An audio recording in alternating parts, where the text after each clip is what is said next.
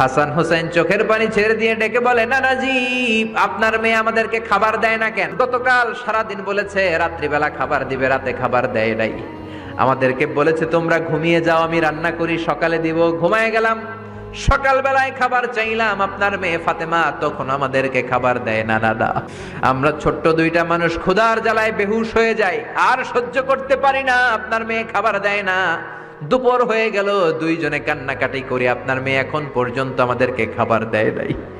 আমরা দুজন তো আর সহ্য করতে পারি না, কেন আপনার মেয়ে আমাদের সাথে এমন করে? আপনার কাছে বিচারে দিলাম, আপনি বিচার করেন। বিশ্বনবী আর কি বিচার করবেন? ডেকে বললেন, হাসান রে কাছে আয়।